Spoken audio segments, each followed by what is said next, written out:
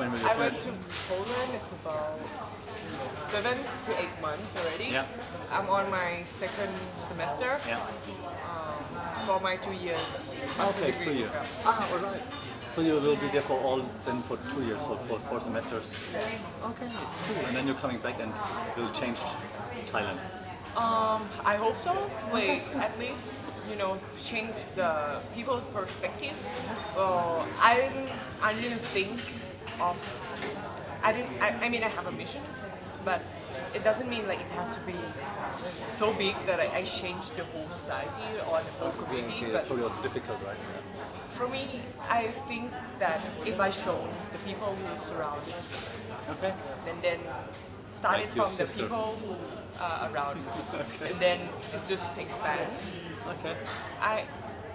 I don't think I can change like 100 of people because I keep my circle small. Okay. But it has a yeah. I mean, if you're like a VIP, like at working at the motor show, you have to keep your circle small because so many people want something from you. No, but it has a ripple effect, and I mean, you can target everyone anyway. So you target just a small group, and then you will ripple through more or Well, less. it's pretty hard, I would say, because with psychologists, people in Thailand, they don't understand. I mean, if it's in English word, it might be easier to understand. Like psychiatrist and psychologist, it's different things. Yeah. But sometimes here in Thailand, people mix it up. All right. Yeah, that's a good point. I also like, because I mean, the reason why we talk is actually because I did those depression things with like talking with people with depression, right? And what they told me is like when they told like their families, hey, I want to see a specialist to like just talk about like my problems. They said, oh God, you're crazy, like things like that. Well, I would say we have some problems. Like everybody has problems. Right. But I don't know. Like for me myself, I don't. If I have like a big problem, I tend not to talk to my families or Correct. my close friends. Sometimes it feels easier if you just talk to the stranger, like randomly. Yeah. Someone. Or can you just talk to me for a second? Yeah. Can you just listen to me? Yeah. Listen to me for Then 5 go away. minutes Yes. and then go away because you don't know that person. Yeah. You like I don't know, like maybe we have lack of trust already in the societies, but it feels point. much a lot better when you talk to somebody that you don't have like the contact with. It's also like it's like in the how to say, ethical Yeah. kind of thing of psychologists as well. Like you cannot talk to You some cannot tell anyone about it, of course. you can it's not telling anyone about it, but you cannot you cannot give the sessions to your friends, your families, right, because exactly. it's like a conflict of interest. Right, yeah. So when they meet up with the specialists or the psychologists, like those people are specialists. Like they know what they are doing. They know Exactly. what is good. Like they know what kind of questions they should ask. They know how to make this one patients, this one clients more comfortable. Right.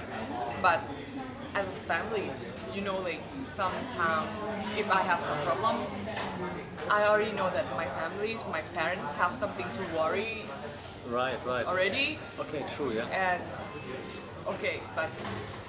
let's go back to like when we're done have the psychologist.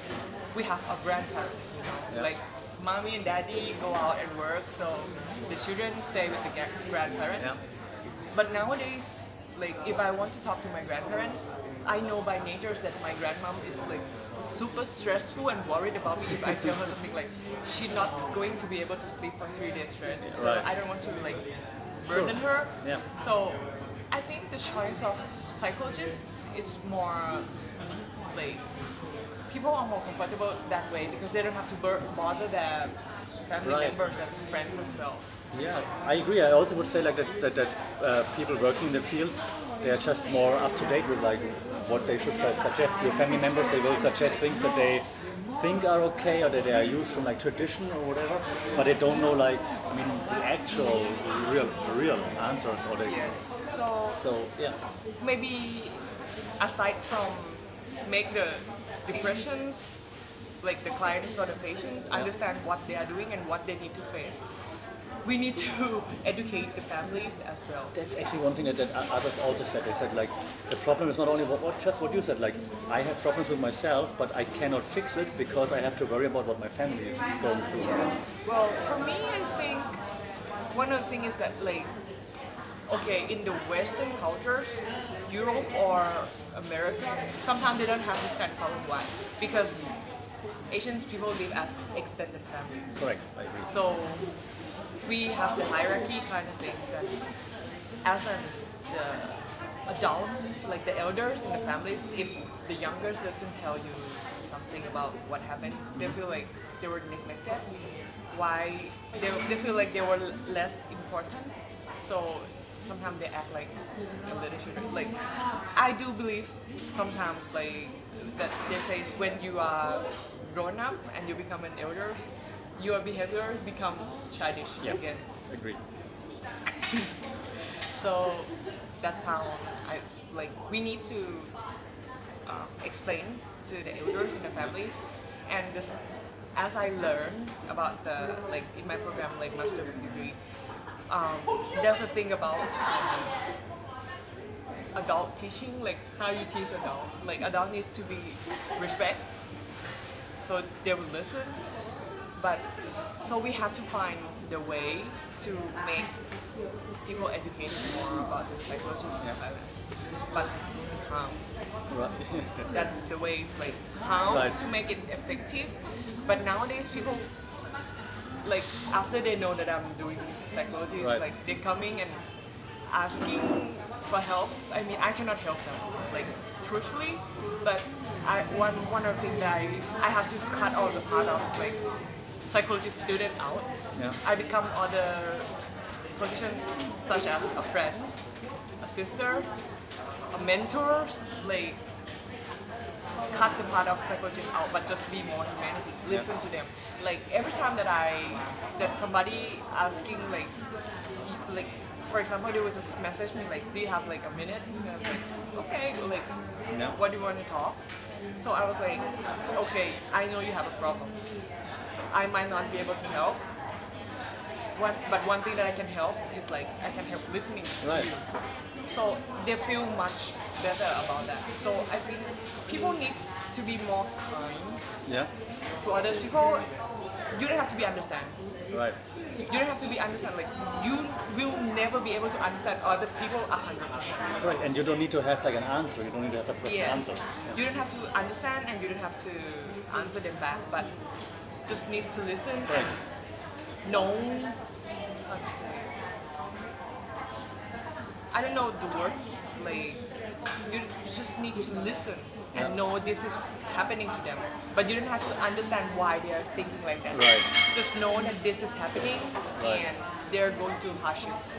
Right. I agree. So that's actually that's good that you said it, because what all of the people that I talked to before, what they all said, like the ones who suffer from depression, they all said they don't want to have like an answers like, yeah, I understand that you feel bad and you should try this and that to feel better. They don't want those tips because of course they tried. They just want people to actually listen and to care, and that's about it. So that just like fits with what you said. I also like that you said like we should be more kind, which is interesting because you're from a very scientific background now, and you actually like just reiterate what all the religions also say. So it's actually kind of interesting for me because usually we have like science versus religion, but in this case we actually all agree, which is kind of nice. Because you don't know that your clients or your patients are religious. Right, true. So if they're religious, well, of course we cannot invite God to Right, listen no, to. yeah, exactly. But why some people went to the church Right. and they speak to God what's Right. within their heart, you know. Yeah, true. But sometimes they just need some people who just say, aha, I got it. Yeah. This is how you feel. Right. But when they went to church or some temple or religious place, there are no like There's no feedback. Yeah, exactly. Yeah. But I know that they have like a peaceful feelings, Right. like the feels of peace in Right. the place of their religious place. But for some people, they need more than just peaceful surrounding. Yeah, They need obviously. some people to just feedback them a little bit. So You know, I understand. Like I said, like before, like that some of my friends told me, my parents said like I should go to church or I should go to a temple to pray and to make the depression go away. And like, no. that's not gonna help. Exactly. Like if they're not religious, Yeah, it's exactly. like God is not a place for emergency. That's what you just. Yeah, exactly. Religious is not a place for emergency. Right. So I think people with depressions, sometimes they don't understand themselves, but when they understand themselves, they have a problem. Like people around them don't understand them as well. Right. But now that you just said it with understanding, which is actually interesting because obviously, like I did lots of research on this topic, and I read like lots of like current research and old research, and like I asked like the people that I talked to how they're being treated, what are they doing, and most of them said, okay, so eventually they went to a hospital or to the specialist, and then they told them, okay, you suffer from depression. There are certain levels, right? And you should take this kind of medicine because it's like an imbalance in your brain.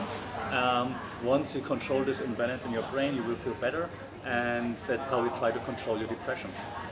Now, like 2 or 3 weeks ago, I listened to a podcast with a current researcher on depression who published a book. Now just like this month or last month, and he said actually what's more interesting to look at and what nobody does is to not only look at like the imbalance, the chemical imbalance in your brain, but actually look at like the why behind, like why the trigger, like what triggers the depression. Even though you have this imbalance in your brain, yeah, but there are different trigger points that make it then like worse or make it happen. And he says like most research doesn't look at that, and that's what he thinks we need to understand. Well, I would say most people when you drop the word psychologist or psychiatrist, people definitely they jump to the conclusion of, oh, you have a problem, you need to fix it. Actually crazy. But actually, in the world of psychologists, I would say they have two ways. Yeah. One is to cure, and the other one is to prevent. Yeah. So, like you don't know what's making you stressed, but you should have some preventions, like like nowadays they have mindfulness, like a lot of new words, new fancy words that are happening. So it's not just waiting for you to have some symptom of depression or stress or job burnout and stuff. We human beings need to be able to cope with yourself before you jump to those stage of I need to went to the hospital, I need to take some medicine. Like you need some kind of process, some kind of mindset to keep you out. Like you need some people when they have job burnout, like for example my friends, they're not able to cut off the job when the office hours is over. So they take the stress back home to them. Correct. And with nowadays, like you're working with the social medias like Line, WhatsApp, Facebook and stuff.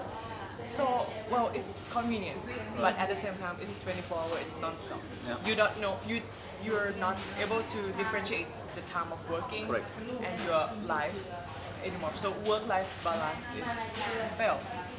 So you need to be able to cut all of those stuff.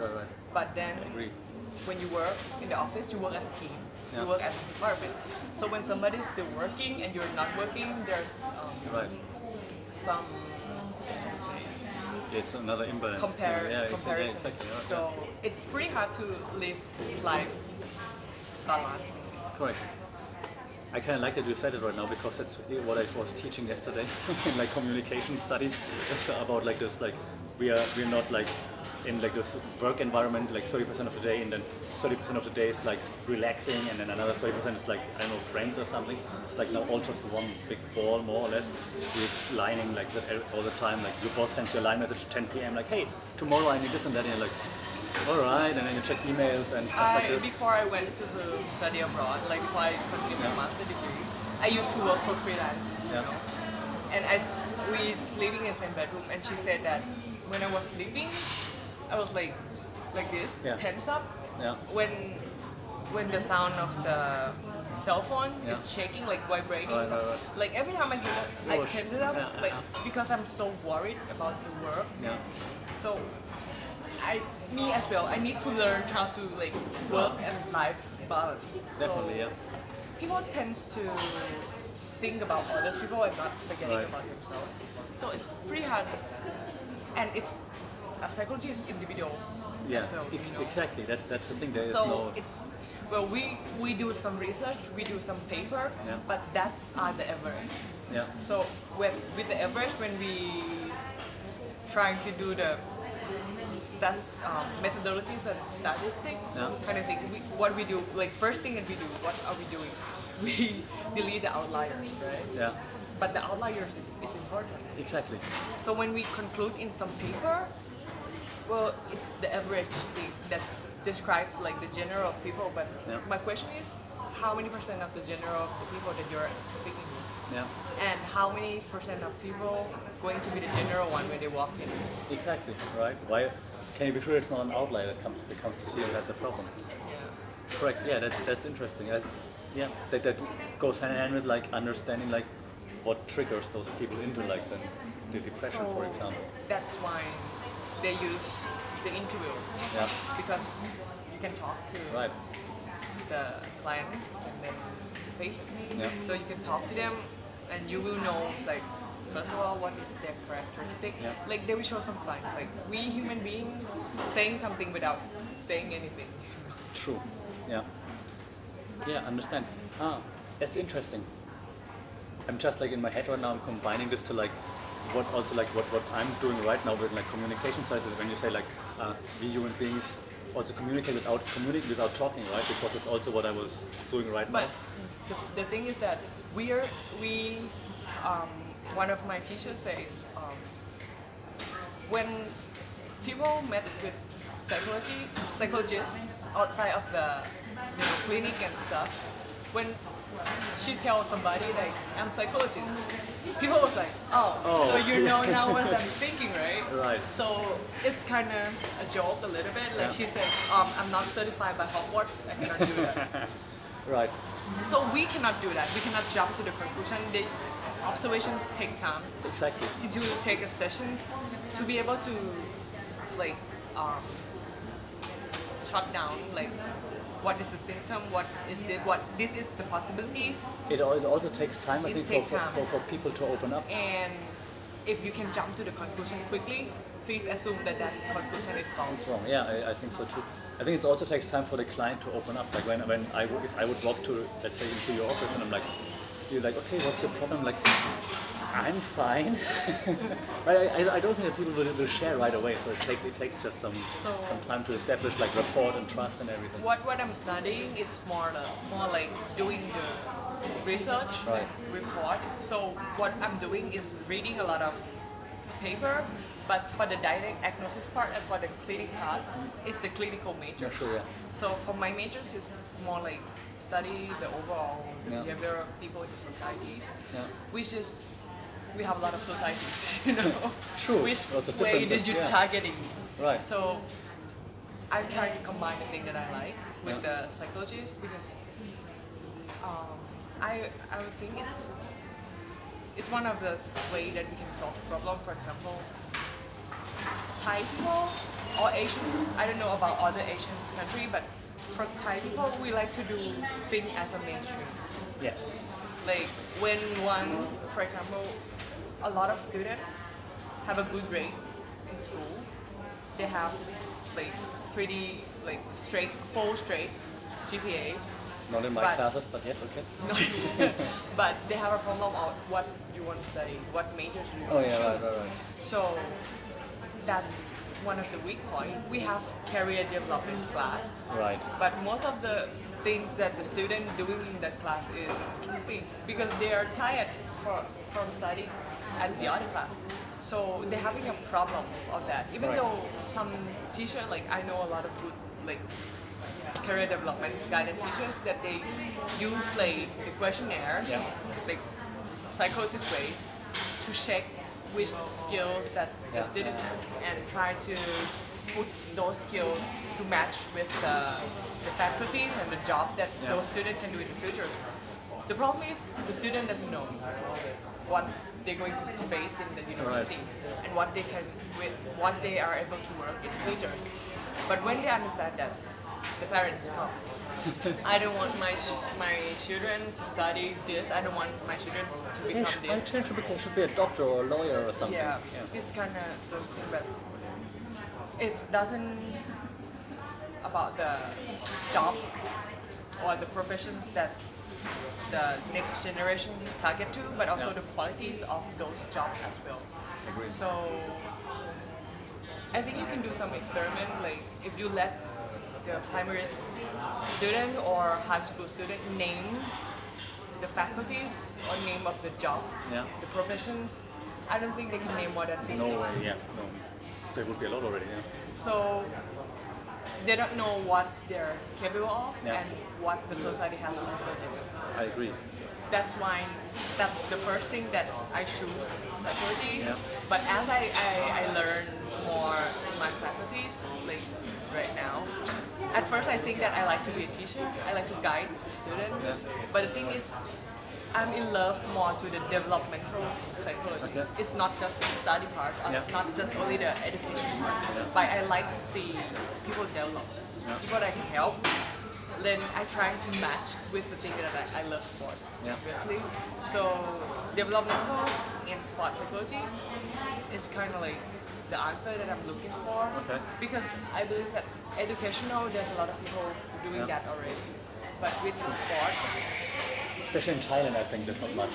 well, there was in, I think they're in the other faculties. Yeah. They focus on more physical education Exactly. than the psychology. That's what I mean, right? Exactly. Because I did a few interviews on my Thai at all. I did a few interviews with sports people, like with actually like national athletes, like a basketball player, for example, or like Muay Thai champion and so on. And while they all focus on like the physical aspects, they don't really focus on like the mental aspects or like the psychology behind it. So I think other countries they do this a lot, and that's why, for example, like I mean, we both do Muay Thai. I think if you look at Muay Thai, that's why other countries now are able to keep up and like close the gap a little bit because they not only focus on the hard training. That's like typical for Thailand. So the foreigners come to Thailand, do the hard training, but then they add like the psychological, mental training that they are used to from home, and that's why they close the gap now. So I think in Thailand you have a lot of potential there. Nowadays, they're like, I think it's a new vocabulary for me. Yeah. Like, for example, if I was in Thailand, the words that I'm hearing is meditation. Yeah. But when I'm being there, when they're talking about meditation, they tend to use the other words as well, like mindfulness.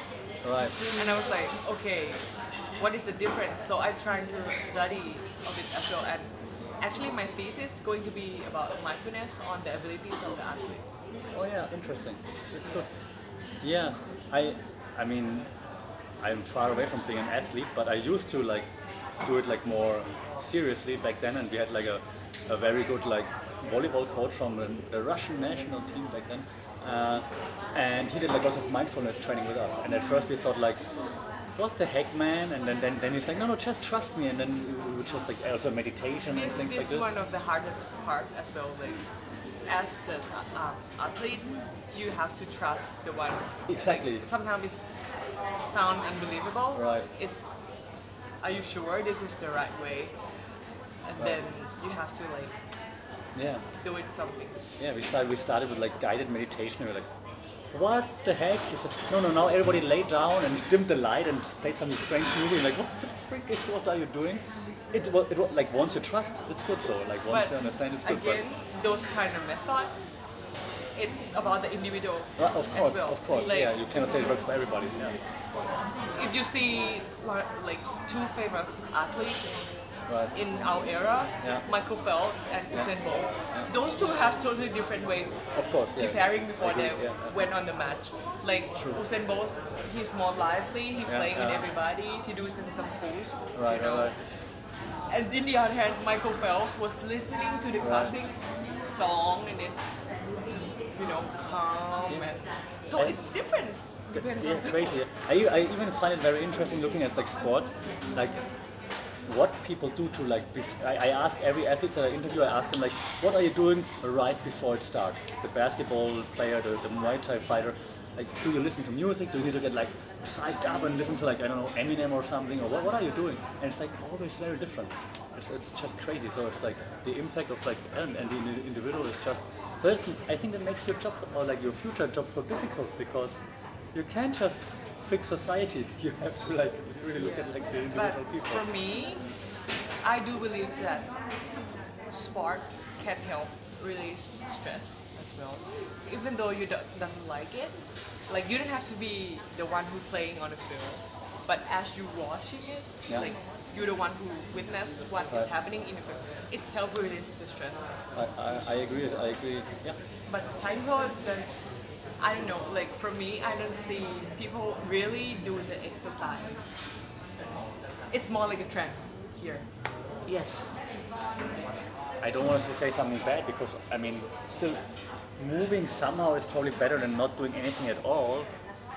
Probably, I guess. But still, if you look, for example, just at the park, I think 80% of the people there, they are just like, not even, they're walking, and they look like they don't want to do it.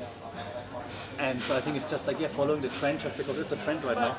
Well, if they realize that the things are doing, the thing that they're doing as a trend is helping them. Exactly, that's why I was like struggling right now. So at least they still do something somehow. So But sometimes it's pretty weird as well. Like I used to have a friend who ran on a marathon, yeah, and the finish line is at Yaowarat. yeah. You know, and when they finish, they just find something to eat at midnight, Yaowarat, and I'm like, are you sure that you're True. Yeah, I also even see that my Muay Thai gym, like right after then the guys smoke or I don't know, like get some fatty stuff. I'm like, okay, that's like some of. So at the end of the day, I mean, psychologists, people need help, Right. and we just need to more open-minded Yeah. to other people. That's what I think. Right. My opinion, like especially here in this country, like That's kind of funny that you say this though, and sorry for interrupting, but you said it before. So, because actually, like Asia or Thailand in particular is like such a friendly country, such like land of smile and everyone. But then, I agree that somehow people are friendly, but then again, very often they are friendly, but not. Oh, do I say it now? not that intimate. Yeah, not as. Yeah, exactly. Glad you said it. It's, well, for me, I tend not to. I mean, if you focus on those kind of stuff, Yeah. like, is this people are trustable? Yeah. Like, is this people really friendly, or they just want to, just Yeah. make it like finish it? Yeah, exactly. So for me, I tend not to care. Like, I care about myself. Like, what I'm doing, I feel good. I do it. Yeah. Like I don't care about other people, what they say. Well, Okay. sometimes it's hard because when people are not trustable, they tend to group together. Exactly. Yeah, but you can choose to exclude yourself from those situations as well. True, but it's difficult, I think, because I mean, especially if you have groups, like then choosing to like not take part in a group action, it's very In-group difficult. out. In-group out phenomenon, exactly, because we all want to be part of groups, right? And so it's really difficult. Okay, maybe sometimes some people more, some people less. But I think especially here again in Asia and Thailand, this group movement phenomenon, like people want to be in groups somehow. Even if I eat and I go alone to like a street food stall, they look at me like, "You're alone? What's wrong with you?" Right? I went to see the movie alone once, and everyone's like, Right? Yeah. well, I like action movie, okay, and Right. all those people went to the comedy one. Yeah. I didn't want to watch that one. I want to watch this one. If I pay money for something, I would like to pay for something that I like. Exactly. Exactly. So it's about the strength, like that you're standing on your own feet as well. Yeah. So, in my opinion, the subject of psychology, it's important, Yeah. and I think it should be included in, some aspect of the education. Yeah. Well, maybe it's too hard for the high schooler, but Right. as the freshman year of the university, maybe they should have some thing. I totally agree. Because it's what they have to cope with when they finish. Like, okay, when they study at the university, they might use some method to help themselves, but Right. when they graduate, they have to be in societies, they have to face with the work environment where there's a lot of people coming from every way. You need to learn how to like manage yourself Right. I agree. with the people that might be toxic with you. Yeah, totally Might agree. not be saying like it's not about how to change them, but Right. how to make a plan to prevent yourself from the toxic thing around you. I totally agree, and I don't want to add too much, but one thing that, for example, that I realized when I'm teaching at uni, right? So I teach like communication, media, and like digital marketing classes, and I always have like at least one class in every course that I have that's related to psychology. Let's say it's digital marketing, then I go about like how do we use human psychology to influence those people to do what we want them to do from a marketing standpoint. But now I'm thinking, of course, marketing agencies do that, right? They use psychology to make you like their stuff. But since they do this, I think people should be aware of how psychology works more or less. Like, why do people have like, why is this like a red color or stuff like that? Or why is your notification on Facebook, why does it look like that? Do you know that there are some job offer for the psychologist to, went to the store and check the goods in the stores and how the stores are different. Right. Well, some people got paid for that, so it's work. Like for some people who think that it doesn't work, right. Well, some people get paid for the job. Right. Yeah. So no, and the reason, I mean, that apparently it does work somewhat. I think people should be more aware of like the whole how psychology works. Even like if you think it's not just about nowadays. People are more focusing on the depressions and stress and job burnout. So okay, those things are important. Right. But the overall pictures of the psychologists, I mean, we do studies philosophy and history in the school, right? Psychologists might be one to consider to be included as well. I agree. And yeah, while you said like depression and burnout and everything is important, obviously, but if you focus more on the overall picture of psychology, maybe it could also be prevented to have like lots of people falling into depression, falling into burnout, because you would take care before it happens. I think, like from my point of view. So this is like, I mean, I don't graduate yet. I'm not a professional yet, but as I'm targeting to that way, this is my opinion. Yeah. Like, I mean, I can access to more information that people doesn't able to access. Right. So this is my opinion, and I hope I can do something. But now I know that this is a good thing. It can help people somewhere somehow, but I just don't know yet what to do with. No, sure. I mean, but that's what you will figure out, and eventually, hopefully. Right. Cool. Yeah. Let's wrap this up then. But what are your? Do you have any final message that you want to say to the camera? That makes you famous. Makes me famous? Yeah. There will be at least 20 people watching this. So you gotta be famous. Well, I would say be kind and be open-minded. Oh, that's nice. Well, it's a bit cliche. A bit? Yeah, it's cliche. It's easier said than done, but just try to be kind and. It's a good hashtag too. Hashtag be kind. Yeah, be kind. I have a hashtag be kind. Okay. Thank you. Nice outro music and everything.